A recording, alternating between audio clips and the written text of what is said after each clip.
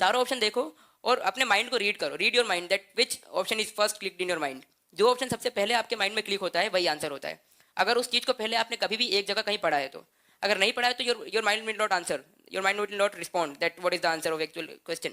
But आपने अगर उसको कहीं ना कहीं पढ़ा है, अगर आपने उसको एक बार भी कहीं कवर किया या फेस किया है, may be in the classroom, may be while reading the text book और may be while making the notes, अगर आपने एक बार भी कवर किया है तो योर माइंड विल रिस्पॉन्ड और आपका माइंड ये बोलेगा कि यार फर्स्ट है। लेकिन उसके लिए जरूरी ये है कि you need to read your mind कि आपका माइंड सबसे पहले किस ऑप्शन को आंसर कर रहा है। अगर आपके माइंड में आता है ए, तो without second thought just mark the option A. और अगर आपके पास कुछ रीजनिंग है, अगर कुछ और याद आ जाता है तो उसके बाद आप जरूर कुछ और टिक कर सकते हो। अदरवाइज आपके माइंड को रीड करो और जो सबसे पहला ऑप्शन आपके माइंड में क्लिक होता है उसको टिक करो, वो सही आंसर होगा। इन 90% of the cases that would be the right answer. तो आप चारों में से कोई एक तभी टिक करोगे आपका कॉन्फिडेंस होगा, और कॉन्फिडेंस नहीं होगा तो आते हुए क्वेश्चन भी आप गलत टिक करोगे। और कॉन्फिडेंस होगा तो कई बार ऐसा होता है कि तुक्के भी सही। कभी भी उस क्वेश्चन पे तुक्का मत लगाइएगा जिसके बारे में आपको कुछ भी नहीं पता है।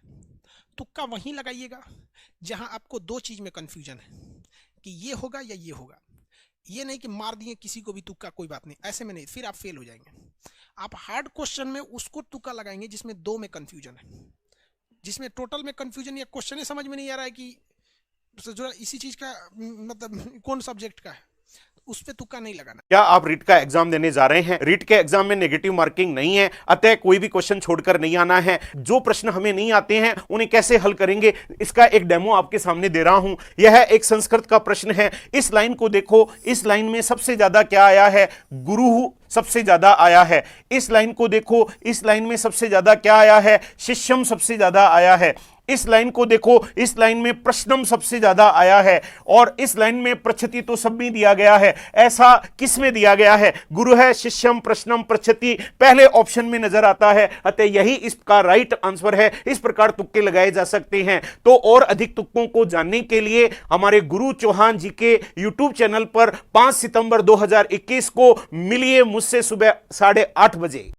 जहां चारों विकल्पों के बारे में कुछ भी नहीं पता है, 4 क्वेश्चन मार्क दिमाग में है, उस प्रश्न को छोड़ देना है। कुछ नहीं पता आपको उसके बारे में, मतलब इस पे भी तुक्का लगाएंगे तो कोई नुकसान नहीं, क्योंकि 1/4 की प्रोबेबिलिटी से ना लाभ ना नुकसान की स्थिति अंत में आएगी। और जब लाभ होना ही नहीं है तो टाइम तो वेस्ट हो ही रहा है, टाइम तो बचाइए कम से कम। ऐसे प्रश्न पूरे पेपर में 10-12 से ऊपर नहीं होंगे, शायद 5 भी ना हो जिसमें आपको कुछ भी ना पता हो। जैसे आप प्री देने गए और आप एंशिएंट और मेडिवल इंडिया छोड़ के गए कि यार एक एक क्वेश्चन आता है, छोड़ो। और जैसे आपने पेपर खोला 27 जून को, 10 अक्टूबर को, पता लगा पहला 50 क्वेश्चन एंशिएंट और मेडिवल इंडिया से। अब दो बातें होंगी। पहली, आप पैनिक में हो गए, गुस्से में हो गए, पापा ये सब तो पढ़ा ही नहीं कोचिंग ने यार, वो कहानी सुना दी, सब बताया नहीं। और फिर आपने इन्विजिलेटर को एक तमाचा मार दिया खींच के कि 5 मिनट से पानी मांग रहा, दिमाग में पानी नहीं दे रहा हो। और उसने तुम्हारी क्वेश्चन शीट पे लिख दिया कि not allowed for any examination in future. तुम्हारा कैरियर खत्म हो गया। दूसरा चारा क्या है?